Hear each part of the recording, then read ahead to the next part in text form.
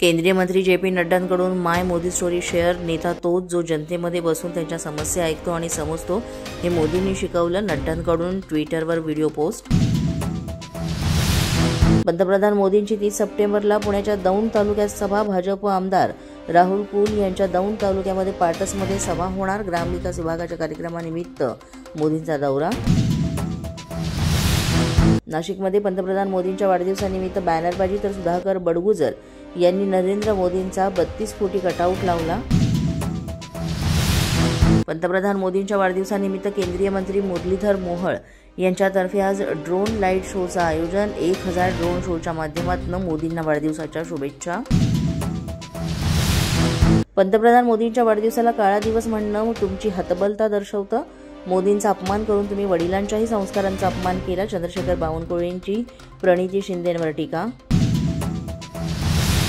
अमेरिकेचे अध्यक्ष Donald Trump यांचाही पंतप्रधान मोदींना वाढदिवसानिमित्त फोन. मोदींना दिल्या वाढदिवसाच्या शुभेच्छा. पंतप्रधान मोदींनी डोनाल्ड ट्रम्प यांचे मानले आभार. पंतप्रधान मोदींचा वाढदिवस म्हणजे काळा दिवस. आपल्याला देशात अघोषित आणीबाणी. काँग्रेस खासदार प्रणिती शिंदे यांची टीका. तर काळवंडलेली कारकीर्द काँग्रेसची, काळवंडलेलं नेतृत्व राहुल गांधींचं. भाजपच्या नवनाथ बंद यांचा पलटवार. पंतप्रधान नरेंद्र मोदींचा आज 75वा वाढदिवस. मुख्यमंत्री फडणवीसांकडून माय मोदी स्टोरी नावानं मोदींसोबतच्या आठवणींना उजाळा.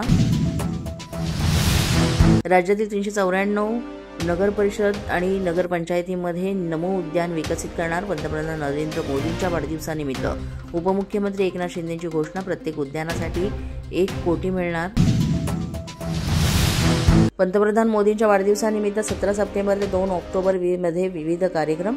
यामध्ये रक्तदान शिबिर, मॅरेथॉनसह 10 लाखांपेक्षा जास्त रुग्णांना चष्म्यांचं वाटप. पोलीस माझा न्यूजच्या बातमीपत्रात आज इतकंच. तुम्हाला आमचं बातमीपत्र कसं वाटतंय याबाबत अवश्य अभिप्राय कळवा. यासाठी पोलीस माझा न्यूजचं YouTube चॅनल सबस्क्राईब करा. तसंच आमचं फेसबुक, इंस्टाग्राम आणि ट्विटर अकाउंट फॉलो करा. अधिक माहितीसाठी आमच्या www.policemazanews.com या वेबसाईटला भेट द्या. आमचे अधिकृत प्रतिनिधी व्हायचं असेल तर स्क्रीनवर दिलेल्या क्रमांकांवर आजच संपर्क साधा. आजच्या बातमीपत्रात इतकंच. पुन्हा भेटूया पुढील बातमीपत्रात. तोपर्यंत पाहत रहा पोलीस माझा न्यूज.